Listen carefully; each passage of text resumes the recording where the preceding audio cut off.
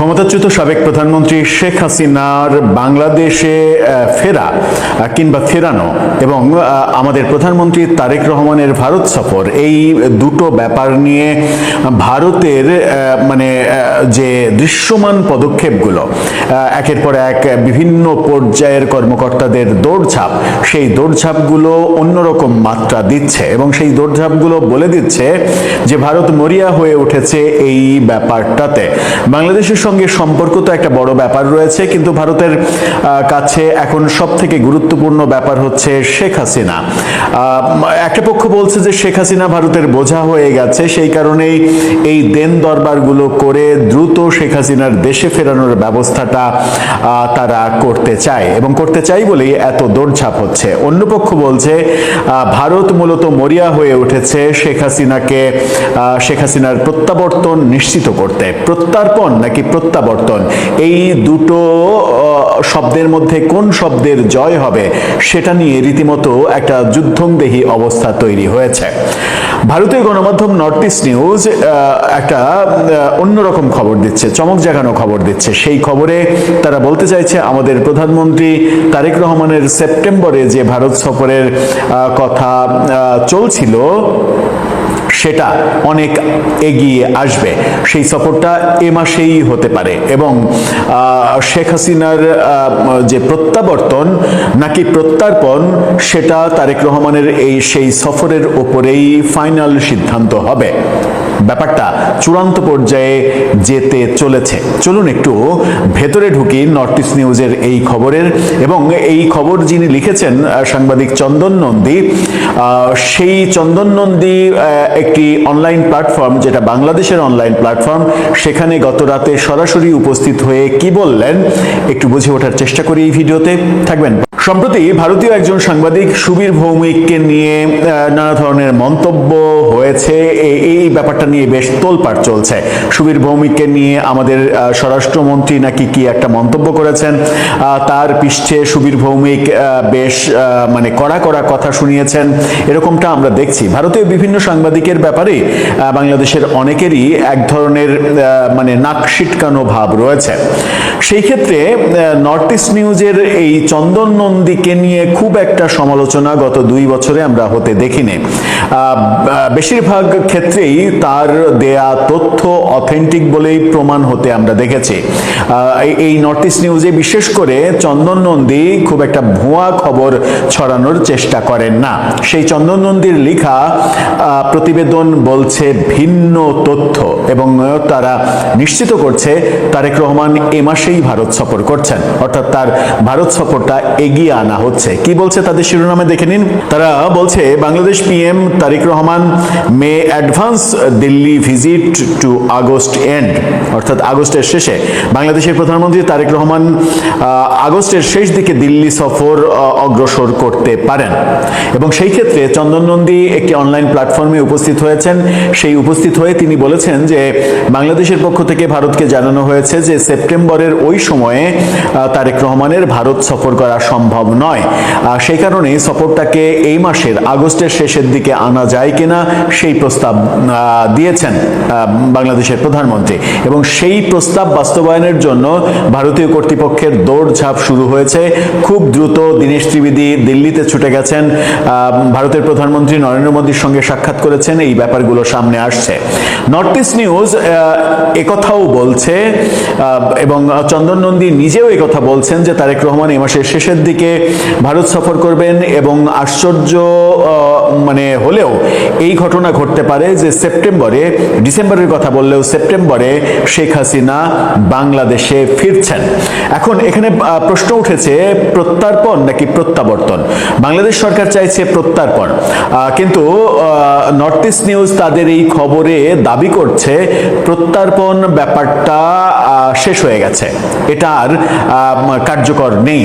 এখন প্রত্যাবর্তন কিভাবে হবে, প্রত্যাবর্তন করার পরে তার নিরাপত্তা ব্যাপারগুলো কি পর্যায়ে যাবে সেগুলো সরাসরি তদারকি করতেই ভারতীয় গোয়েন্দা সংস্থার কর্মকর্তারা বাংলাদেশ ভিজিট করেছেন এবং এমনকি প্রধানমন্ত্রীর সঙ্গেও মিটিং করতে তারা চেয়েছিলেন, কিন্তু প্রধানমন্ত্রীর প্রতিরক্ষা উপদেষ্টার সঙ্গে তারা মিটিং করেছেন, প্রধানমন্ত্রী সরাসরি এই মিটিংটা করতে চাননি। নর্থ ইস্ট নিউজের এই খবরটা ভয়ঙ্কর এই তথ্যগুলো দিচ্ছে এবং তারা প্রায় নিশ্চিত করছে যে তারেক রহমানের সফর এগিয়ে আসছে, আগস্টে আসছে এবং শেখ হাসিনা সেপ্টেম্বরে দেশে ফিরছেন। চলুন তাদের রিপোর্টের দিকে একটু মনোযোগ দিই। তারা বলছে, দিল্লিতে পৌঁছানোর একদিন পর বাংলাদেশে নিযুক্ত ভারতীয় হাইকমিশনার দীনেশ ত্রিবেদী গুরুত্বপূর্ণ কর্মকর্তাদের সঙ্গে সাক্ষাৎ করেছেন। এদিকে ভারতীয় NSA দোভাল এবং মার্কিন রাষ্ট্রদূত সার্জিও গোর একটি গুরুত্বপূর্ণ বৈঠক করেছেন, সেটাও খুব গুরুত্বপূর্ণ।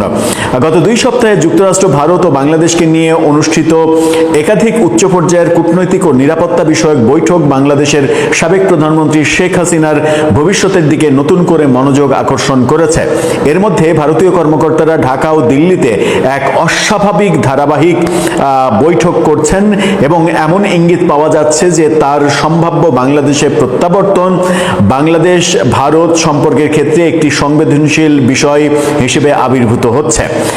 এখন এই সম্ভাবনা ক্রমশ জোরালো হচ্ছে যে ভারতে রাষ্ট্রপতি নির্বাচন ও মন্ত্রিসভার সম্প্রসারণ অনুষ্ঠিত হওয়ার পর আগস্টের শেষ সপ্তাহে বাংলাদেশের প্রধানমন্ত্রী তারেক রহমানের ভারত সফর হবে। বাংলাদেশের নিরাপত্তা সূত্র জানিয়েছে যে তারেক রহমানের ঘনিষ্ঠ কর্মকর্তারা 12-13 সেপ্টেম্বর ব্রিক্স সম্মেলনে যোগ দিতে নয়াদিল্লি উপস্থিত থাকার ব্যাপারে প্রধানমন্ত্রীর অপারগতা জানিয়েছেন এবং এরপরেই ভারতীয় কর্তৃপক্ষ সেটাকে পজিটিভলি নিয়েছে এবং আগস্টের শেষের দিকে এই সফরটা অনুষ্ঠিত যেন হয় তার জন্য দৌড়ঝাঁপ শুরু হয়েছে। এর চেয়েও গুরুত্বপূর্ণ বিষয় হলো ভারতীয় নিরাপত্তা কর্মকর্তাদের 4 সদস্যের একটি দল অদূর ভবিষ্যতে শেখ হাসিনা দেশে ফেরার বিষয়ে প্রাথমিক পরিকল্পনা তৈরি করার পরে ঢাকায় সৃষ্ট সাম্প্রতিক রাজনৈতিক ঘটনাবলীর পরিপ্রেক্ষিতে বাংলাদেশে নিযুক্ত হাই কমিশনার দীনেশ ত্রিবেদী দিল্লির ঊর্ধ্বতন কর্মকর্তাদের সঙ্গে আলাদা আলাদা বৈঠক করেছেন এবং এখানে বলা হচ্ছে যে দ্বিপাক্ষিক সম্পর্কের উন্নয়নের জন্য একটি অনুকূল পরিবেশ তৈরির গুরুত্বও দেওয়া হচ্ছে। ত্রিবেদীর যে বৈঠককে ফলপ্রসূ বলে বর্ণনা করেছেন এবং দ্বিপাক্ষিক সম্পর্ক নিয়ে আশাবাদ ব্যক্ত করেছেন, অর্থাৎ প্রধানমন্ত্রীর সঙ্গে যে বৈঠক। ভারতের আনুষ্ঠানিক বার্তায় বাংলাদেশ সরকার ও জনগণের সঙ্গে ইতিবাচক গঠনমূলক ভবিষ্যৎমুখী উপায়ে কাজ করার ব্যাপারে বলা হলেও ভেতরে ভেতরে আসলে অন্য কিছু চলছে। বৈঠকটি এই সাম্প্রতিক যে বৈঠকগুলোকে অত্যন্ত সংবেদনশীল বিষয় বলা হচ্ছে। 2024 সালের আগস্টে বাংলাদেশ ছাড়ার পর থেকে ভারতে বসবাসকারী হাসিনা সম্প্রতি ইঙ্গিত দিয়েছেন তিনি সম্ভবত ডিসেম্বরে বাংলাদেশে ফিরবেন। তার মন্তব্য আগে থেকেই বিতর্কিত প্রত্যার্পণ ইস্যুতে একটি নতুন মাত্রা যোগ করেছে। আরও গুরুত্বপূর্ণ বিষয় হলো রিসার্চ অ্যান্ড অ্যানালাইসিস উইং অর্থাৎ রয়ের প্রধান পরাগ জৈনের নেতৃত্বে ভারতীয় দল যখন ঢাকায় পৌঁছেছে এবং বিভিন্ন পর্যায়ে মিটিং করেছে এবং নর্থ ইস্ট নিউজ দাবি করছেন এবং এর সাংবাদিক চন্দন নন্দী দাবি করছেন যে এই সফরটা মূলত শেখ হাসিনা দেশে ফেরার পরে শেখ হাসিনার নিরাপত্তা ব্যবস্থা কি হবে, কোন ভাবে তিনি ফিরবেন এবং চন্দন নন্দী ওই অনলাইন প্ল্যাটফর্মে এটাও দাবি করেছেন যে শেখ হাসিনাকে ফেরানোর ব্যাপারটা এরকম ভাবে হচ্ছে তিনি যেভাবে ভারতে গেছেন সেভাবেই বাংলাদেশে ফিরবেন, এরকম সিদ্ধান্তও নাকি হয়ে গেছে। যদি সেটা হয় তাহলে কিন্তু ভয়াবহ ব্যাপার। যেভাবে তিনি গেছেন সেভাবে ফিরতে হলে তো বাংলাদেশ থেকে বিশেষ বিমান তাকে আনতে যেতে হবে এবং সেই বিমানে চেপে তিনি যাবেন। বাংলাদেশ সরকার সেরকম কর্মকাণ্ড করবে আদৌ, নাকি ভারতই বিশেষ বিমানে তাকে পাঠাবে, সেই ব্যাপারটাও আছে। কিন্তু চন্দন নন্দী একেবারে নিশ্চিত করছেন যে শেখ হাসিনা যেভাবে গেছেন সেভাবেই ফিরবেন এবং সেটাই ফাইনাল। বুঝতে পারছি না যে কোন দিকে কি হচ্ছে। বলা হচ্ছে যে জানা গেছে বাংলাদেশের directorate general of forces intelligence DGF এর আমন্ত্রণে এই সফরটি হচ্ছে, এটা বলা হলেও আদতে শেখ হাসিনার দেশে ফেরার পরে তার নিরাপত্তা সংক্রান্ত যাবতীয় কিছু একেবারে হাতে কলমে জানার জন্যই তারা গিয়েছেন এবং সেগুলো পর্যালোচনা করেছেন এবং সেই কারণেই তারা প্রধানমন্ত্রীর সঙ্গে মিটিং করতে চেয়েছেন, কিন্তু শেষ পর্যন্ত প্রধানমন্ত্রীর প্রতিরক্ষা উপদেষ্টার সঙ্গে মিটিং করেছেন এবং চন্দন নন্দী এটাও দাবি করছেন যে এই সফরটাই একমাত্র সফর না, খুব দ্রুত এরকম সফর আবারও হতে পারে।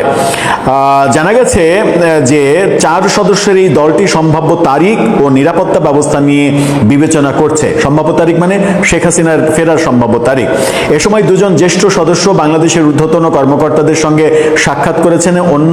অন্যরা পররাষ্ট্র মন্ত্রণালয় এবং গোয়েন্দা কর্মকর্তাদের সঙ্গে পৃথকভাবে আলোচনা করেছেন। এই বিবরণগুলো আনুষ্ঠানিকভাবে নিশ্চিত করা হয়নি যে মানে এটা থেকে একেবারে নির্দিষ্ট তথ্য পাওয়া যায়, কিন্তু এগুলো মানে মূল্যায়ন করলে এরকম রেজাল্টই দাঁড়ায় যে ভারতের বিভিন্ন স্টেক হোল্ডার শেখ হাসিনার ফেরার বিষয়টা নিয়ে যতগুলো ধাপ আছে সেই ধাপগুলো নিয়ে কাজ করছে।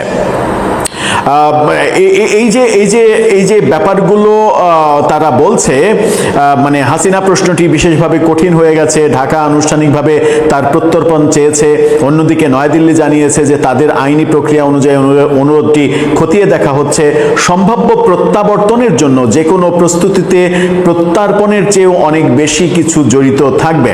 অর্থাৎ প্রত্যার্পণ ব্যাপারটা বাতিল হয়ে গেছে, এখন প্রত্যাবর্তনের জন্য আলোচনা হচ্ছে এবং সেই আলোচনা ফাইনাল পর্যায়ে যাবে দুই দেশের প্রধানমন্ত্রীর বৈঠকে, এমনটা দাবি করা হচ্ছে নর্থ ইস্ট নিউজের এই খবরে। এবং এর সাংবাদিক চন্দন নন্দীও তেমনটাই দাবি করছেন। এখানে বেশ কিছু গুরুত্বপূর্ণ তথ্য রয়েছে, আমি জানি না এই তথ্যগুলো সত্য নাকি মিথ্যা। চন্দন নন্দী দাবি করছেন যে শেখ হাসিনা যেভাবে গিয়েছেন সেভাবেই ফিরবেন। চন্দন নন্দী দাবি করছেন যে ভারতের মানে নিরাপত্তা কর্মীরা মূলত বাংলাদেশে এসেছিলেন শেখ হাসিনার ফেরার পরে তার আইনি প্রক্রিয়া এবং নিরাপত্তা প্রক্রিয়াগুলো পর্যবেক্ষণ করতে। অর্থাৎ শেখ হাসিনাকে ফিরলে আইসোলেটেড করে কোথায় রাখা হবে, কি পর্যায়ে যাবে, এই ব্যাপারে তারা কাজ করতে এসেছিলেন। এবং চন্দন নন্দী এটাও বলছেন যে খুব শীঘ্রই বাংলাদেশে ইনক্লুসিভ রাজনীতির পরিবেশ তৈরি হবে। এই কথাগুলো এবং বলছেন যে তারেক রহমানের সফর আগস্টের শেষে হবে এবং শেখ হাসিনা ডিসেম্বর নয় সেপ্টেম্বরে ফিরে আসবেন বাংলাদেশে। ব্যাপারগুলো হয়তো এক পক্ষের জন্য শুনতে অনেক ভালো লাগবে, অনেক মজা লাগবে, মানে অনেক বেশি আরো মজা লাগবে ওই তথ্যটাতে যে শেখ হাসিনা যেভাবে গেছেন ওইভাবেই ফিরবেন। তার মানে বাংলাদেশ থেকে তাকে বিমান পাঠিয়ে আনা হবে। এটা কি আদৌ বাস্তবসম্মত? এরকম ঘটনা ঘটবে? ধরে নিলাম, তর্কের খাতিরে ধরে নিলাম যে বাংলাদেশের বর্তমান সরকার রাজি হলো, শেখ হাসিনার ফেরার ব্যাপারটাতে রাজি হলো। এবং মানে এই চন্দন নন্দী এটাও বলছেন যে ক্যাপিটাল পানিশমেন্টের ব্যাপারেই সব থেকে বড় দ্বিমত রয়েছে। ক্যাপিটাল পানিশমেন্ট শেখ হাসিনার যেটা দেয়া হয়েছে সেটা কোনোভাবেই গ্রহণযোগ্য নয়, সেটা তিনি বলছেন, এবং ভারতের কাছে সেটা গ্রহণযোগ্য নয়, জাতিসংঘের কাছেও এটা গ্রহণযোগ্য নয়, সেটা হওয়া যাবে না এরকম নিশ্চয়তা বাংলাদেশ সরকারের কাছ থেকে চাওয়া হয়েছে। নানা রকমের বিচার হতে পারে, যদি নিরপেক্ষ বিচারে তার কিংবা তাদের সঙ্গীদের কোনো সাজা হয়, জেল হয়, জরিমানা হয়, সেটা ভিন্ন কথা, কিন্তু ক্যাপিটাল পানিশমেন্টে যাওয়া যাবে না এই ব্যাপারেও কথা হয়েছে। যে কথা বলছিলাম যে ধরা যাক যে তর্কের খাতিরে বাংলাদেশ সরকার মেনে নিল যে শেখ হাসিনা ফিরবেন, কিন্তু এটা কি মেনে নেওয়া তাদের পক্ষে সম্ভব যে শেখ হাসিনা যেমন ভাবে গেছেন, অর্থাৎ বিমান বাহিনীর বিমানে গেছেন, বিমান বাহিনীর বিমান আরেকটা তাকে যাবে দিল্লিতে নিয়ে আসতে, সেই বিমানে চেপে রাজকীয় ঢঙে তিনি বাংলাদেশের মাটিতে পা দেবেন এবং তাকে ওয়েলকাম জানানো হবে? ব্যাপারটা কি এতই সহজ, নাকি ভারতের সাংবাদিক এবং সংবাদ মাধ্যমগুলো একটু রং চং মাখিয়ে ব্যাপারগুলো উপস্থাপন করতে চাইছেন? হ্যাঁ, একটা ব্যাপার সত্য হতে পারে যে শেখ হাসিনা ফিরবেন, দেশে ফিরছেন, সেটা ডিসেম্বর না হয়ে সেপ্টেম্বরে হতেই পারে, সেটা দুই দেশের সরকারের মধ্যে একটা সমঝোতা হতেই পারে, এবং সেই সমঝোতার একটা বড় ব্যাপার হতে পারে যে শেখ হাসিনাকে আপিল করার সুযোগ দেওয়া হবে এবং তিনি আপিল করবেন। আপিল করে আপিল নিষ্পত্তি যতদিন না হবে ততদিন পর্যন্ত কোনো একটা মানে বাড়িতে, কোনো একটা বিল্ডিংয়ে তাকে হয়তো আইসোলেটেড করে রাখা হবে, আওয়ামী লীগের রাজনীতি করতে দেওয়ার সিদ্ধান্ত হবে, এরকম ব্যাপারগুলো হতে পারে এবং শেষ পর্যন্ত ক্যাপিটাল পানিশমেন্টের যে ব্যাপারটা সেগুলো বাতিল হতে পারে। কিন্তু তাকে বিমান পাঠিয়ে আনার যে ব্যাপারটা, চন্দন নন্দীর যে দাবি যে তিনি যেভাবে গেছেন সেভাবেই আসতে চান এবং সেটাই বাস্তবায়িত হবে, এটার সঙ্গে ব্যক্তিগতভাবে আমি বাস্তবতার কোনো সংযোগ দেখি না। দর্শক, আপনি কি সেই সংযোগ দেখেন? দর্শক, গত 24 থেকে 72 ঘন্টার মধ্যে শেখ হাসিনার দেশে ফেরা আর ভারত বাংলাদেশ সম্পর্কের ইস্যুটি যদি একপাশে সরিয়ে রাখেন, তাহলে আপনার কাছে কোন কোন খবরগুলো বেশি গুরুত্বপূর্ণ বা জনসমস্যার সংশ্লিষ্ট মনে হবে? খুব সহজে বলা যায় হাই প্রোফাইল ছিনতাই, খুন আর চাঁদাবাজির। আর এর সাথে যোগ হয়েছে গত 2 বছর ধরে আড়ালে থাকা চরমপন্থী বা জঙ্গি গোষ্ঠীর বোমা আতঙ্ক। ছিনতাইকারীদের টার্গেট এখন খোদ প্রধানমন্ত্রীর আত্মীয়র গাড়ি। অন্যদিকে আওয়ামী লীগ আমলে 9 বছর ধরে জেলে থাকা জেএমবি সদস্য 24 আগস্টের কল্যাণে ছাড়া পেয়ে এখন দেশ জুড়ে আইইডি বোমা আতঙ্ক এতটাই ছড়িয়ে দিচ্ছে, যার কারণে পুলিশের ঘুম হারাম হয়ে যাচ্ছে। এর মধ্যে আদালত পাড়ায় বোমা বিস্ফোরণের ঘটনা দেশ জুড়ে নতুন করে ছড়াচ্ছে বড় ধরনের জঙ্গি আতঙ্ক। কিন্তু সংকট কি এখানেই শেষ? একদিকে যখন বোমারু আতঙ্ক, অন্যদিকে তীব্র গ্যাস ও জ্বালানি সংকটে দিনে 8 থেকে 12 ঘন্টা পর্যন্ত বিদ্যুৎহীন থাকছে মানুষ। এই ক্ষোভের আগুনে জ্বলছে গ্রামীণ বিদ্যুৎ অফিসগুলো, যেখানে খোদ কর্মকর্তারা এখন নিজেদের জীবনের নিরাপত্তা চেয়ে পুলিশের দ্বারস্থ হচ্ছেন। সরকার গঠনের মাত্র 6 মাসের মাথায় সন্ত্রাস, জঙ্গি তৎপরতা এবং তীব্র বিদ্যুৎ সংকটের এই ত্রিমুখী কামড়ে দেশের জননিরাপত্তা আজ খাদের কিনারায়। অথচ স্বরাষ্ট্র মন্ত্রণালয় সহ নীতি নির্ধারকদের আচরণে এক অদ্ভুত গা ছাড়া ভাব। কি ঘটছে আসলে দেশের অভ্যন্তরে জানতে চলুন যাওয়া যাক বিশ্লেষণে। শৃঙ্খলা পরিস্থিতির কতটা অবনতি হলে র্যাবের একটি শক্তিশালী ব্যাটালিয়নের ঠিক পাশ থেকে কোটি টাকা ছিনতাই হয়ে যায়। ঘটনাটি ঘটে গত 9 আগস্ট ঢাকার উত্তরায়, ঠিক র্যাব 1 ব্যাটালিয়নের দক্ষিণ পাশের রাস্তায়। দিনে দুপুরে মাঝ রাস্তায় একটি কাভার্ড ভ্যান থামিয়ে একটি পেট্রোল পাম্পের 1,21,25,000 টাকা ছিনতাই করে নিয়ে যায় মোটর বাইকে আসা দুর্বৃত্তরা। এই ছিনতাইয়ের শিকার তাসিন আক্তার হক সাধারণ কেউ আবার নন। তিনি প্রয়াত সাবেক প্রধানমন্ত্রী খালেদা জিয়ার বোন এবং সাবেক মন্ত্রী খুরশিদ হকের ছোট ছেলে, অর্থাৎ বর্তমান প্রধানমন্ত্রী তারেক রহমানের আপন খালাতো ভাই।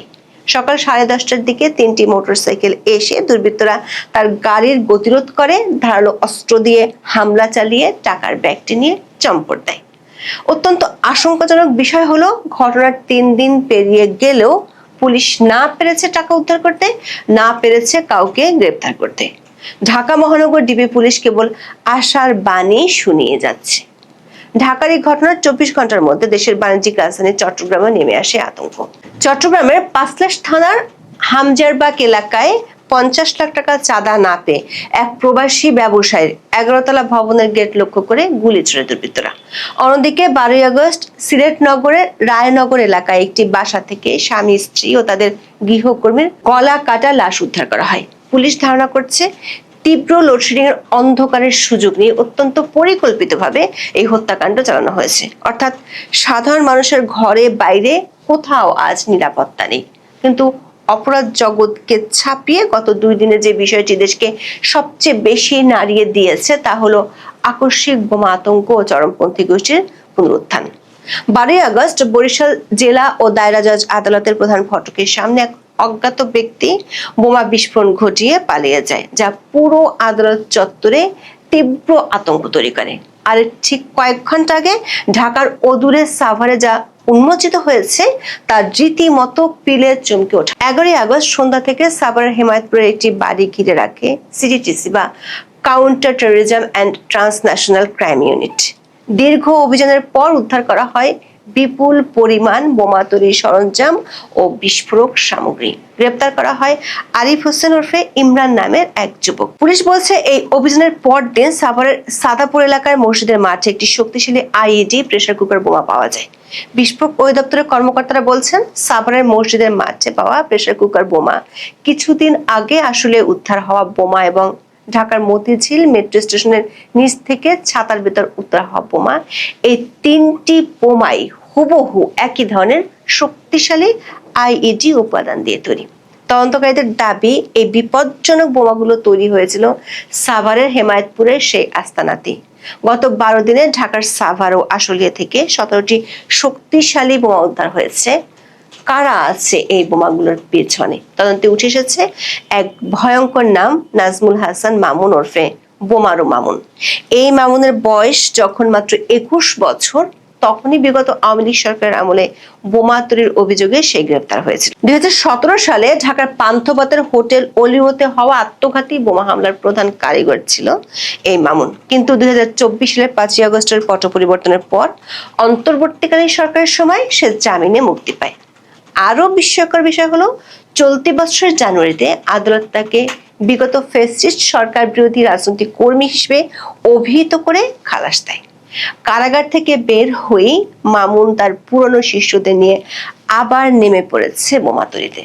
সাভার থেকে গ্রেপ্তার হওয়া আরিফও বিগত অন্তর্বর্তী সরকার আমলে জঙ্গি মামলায় কাশিমপুর হাই সিকিউরিটি কারাগারে ছিল এবং আগস্টের পট পরিবর্তনের পর সেপ্টেম্বর মাসে কারাগার থেকে ছাড়া পায়। পুলিশ বলছে এই মামুন আরিফ চক্রটি গত ডিসেম্বর থেকে শুরু করে এবছর জুলাই পর্যন্ত কেরানীগঞ্জ, যাত্রাবাড়ী, কুমিল্লা, সায়দাবাদ ও মতিঝিল মেট্রো স্টেশনে একের পর এক বোমা হামলা ও বিস্ফোরণ ঘটিয়েছে।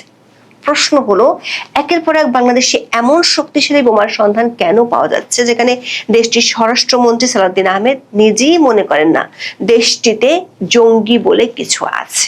সাভারের হেমায়তপুরের যে বাসাটি প্রায় 6 ঘন্টা পুলিশ ঘিরে রেখেছিল, সেই বাসা থেকে উদ্ধার করা বোমাগুলোর সঙ্গে জঙ্গি সংগঠন জামায়াতুল মুজাহিদিন বাংলাদেশ বা জেএমবি লিফলেট পাওয়ার কথা জানিয়েছে পুলিশ।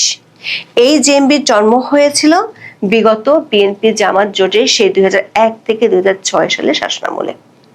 বাংলাদেশের স্বরাষ্ট্রমন্ত্রী যখন জঙ্গি নেই বলে দাবি করছেন, তখন পুলিশ বলছে এই আইইডির মতো শক্তিশালী ও ব্যাপক বিধ্বংসী বোমাগুলো তৈরির পেছনে আছে নাজমুল হাসান মামুন ওরফে বোমারু মামুন। পুলিশের counter terrorism and transnational crime বা সিটিটিসি ইউনিটের এডিসি মঈনুদ্দিন চৌধুরী বলেছেন, মঙ্গলবার রাতে সাভার থেকে মোহাম্মদ আরিফ ওরফে ইমরান নামের যে যুবককে বোমা ও বোমা তৈরির সরঞ্জাম সহ গ্রেপ্তার করা হয়েছে, তার গুরু হচ্ছে বোমারু মামুন। গত ডিসেম্বরে কেরানীগঞ্জের মাদ্রাসায় বোমা তৈরির সময় বিস্ফোরণ, এরপর ফেব্রুয়ারিতে যাত্রাবাড়িতে তল্লাশির সময় পুলিশকে ছুরিকাঘাত করে বোমার ব্যাগ ফেলে পালানো, মার্চে কুমিল্লার শিব মন্দিরে বিস্ফোরণ এবং একই মাসে সায়দাবাদে পুলিশের তল্লাশির সময় বোমা বিস্ফোরণের ঘটনায় মামুন ও তার শিষ্য আরিফের সংশ্লিষ্টতা পাওয়ার কথা বলছে তদন্তকারীরা। তখন থেকে মামুনকে খুঁজছিল পুলিশ। এরপর গত জুলাইতে সনাতন ধর্মীদের উল্টো রথযাত্রার পথে মতিঝিল মেট্রো স্টেশনের নিচে ছাতার ভেতর পাইপ বোমা ফেলে রাখা এবং আশুলিয়ার চারাবাগে চায়ের দোকানে প্রেসার কুকার বোমা ফেলে রাখার ঘটনাতেও মামুন আরিফরা জড়িত বলে পুলিশের ভাষ্য।